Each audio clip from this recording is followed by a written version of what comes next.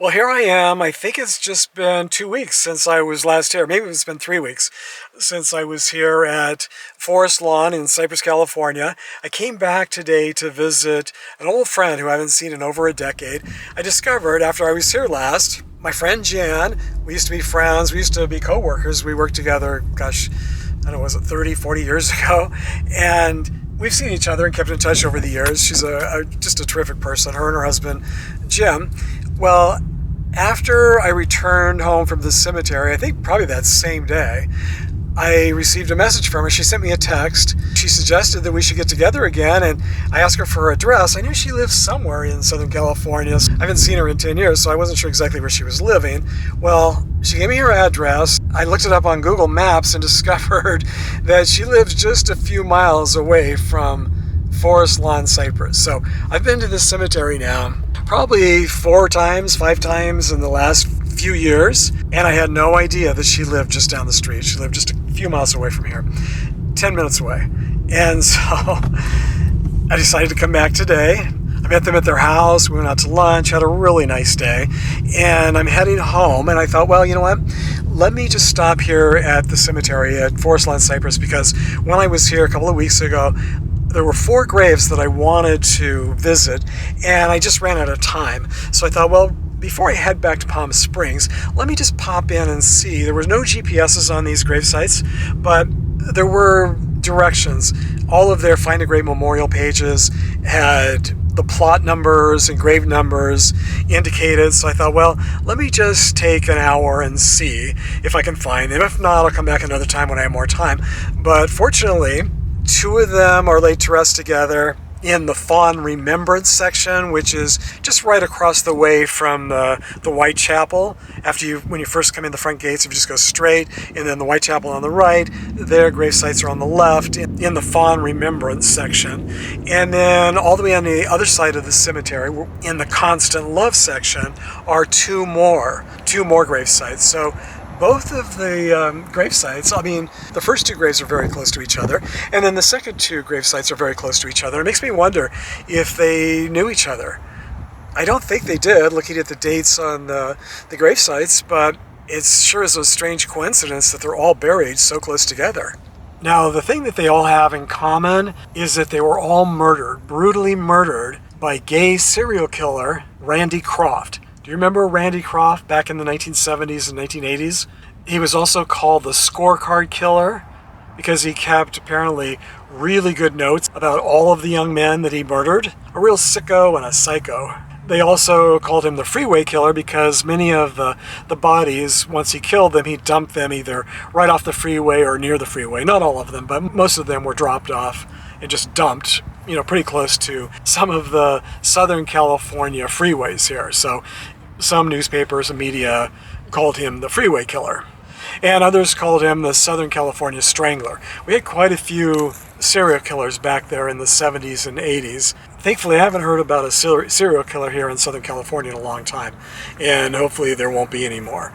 I don't know what was going on back then, but there was kind of a rash of serial killers and a couple of gay serial killers. I mean, that's bizarre because there really aren't very many gay serial killers. When you look at serial killers in general, most of them, 99% of them, are white males, usually younger, 20s, 30s, 40s, and most of them are straight. So it's kind of unusual that we had 2. I think we might even had 3 gay serial killers back in the day, right here in Southern California. Now, I was just looking it up this morning, and Randy Kraft, he was convicted, and he's now 78 years old. He was convicted, and he's been living out his life on death row in San Quentin, California, and because it's California, he'll probably never be put to death here in California, and so he gets to live out his long life in prison, where all of his victims, many of them were just teenagers, and some of them were in their 20s. I think maybe there might have been 1 or 2 that were in their 30s, but the majority were in their teens and early 20s. Overall, he was convicted of killing at least a dozen young men, but because he kept a journal, a scorecard of all of his killings. In total, they believe there were about 61 young men that he murdered over a decade or 2. I don't know if they just didn't have enough proof on the others, if they didn't find the bodies, if there was just not enough to really connect him conclusively to those murders, but they believe that he did commit probably 60 or more murders during his killing spree. And 4 of them are laid to rest right here in Cyprus at Forest Lawn in Cyprus, Forest Lawn Memorial Park.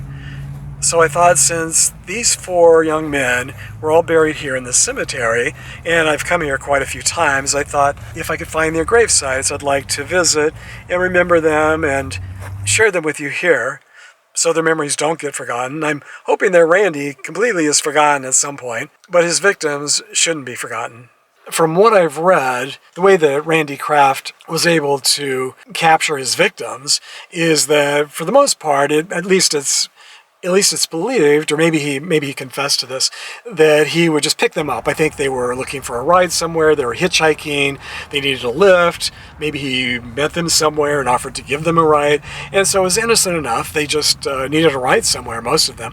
And then I think maybe some of the others, he offered them drugs, and even if they were just looking for a ride, most of them were in their teens, early 20s, back then in the 70s. Drugs were very, very common and very popular, and so it wouldn't be unusual for anyone at that age to, if someone was giving them a ride, they offered them some drugs or alcohol, that they would say, of course, they would go ahead and join him if he was, taking drugs or drinking or whatever. And they had no idea that he was actually drugging alcohol or giving them huge doses of drugs so that they would actually overdose, or at least be knocked out, so then he could rape them and torture them and just do awful things. These serial killers are just awful, and thank God at least he was captured, and at least these 4 young men, their bodies were found. I don't know if everybody was found, but these were found. I guess there was at least enough evidence to convict him of these 4 crimes and around a dozen others. So I'm sure at least that was some comfort to their families, at least having some closure, knowing what happened to them. I'm sure not knowing what happened would even be worse.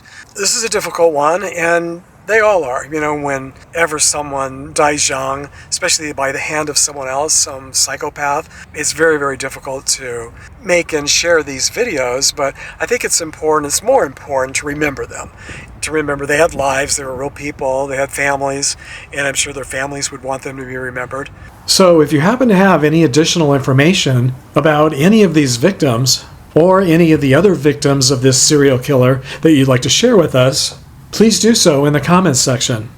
Each of the young men here that I visited today did already have Find a Grave memorial pages, which was very nice to see, and I added a GPS at each gravesite to their Find a Grave memorial pages to make it easier for those of you who might want to visit in person. If you have the Find a Grave app on your cell phone, all you have to do is locate and open the person's memorial page on the app, click on the GPS button, and it will guide you as you walk toward the grave. This week I want to give a shout out and a very big thank you to my newest channel supporters.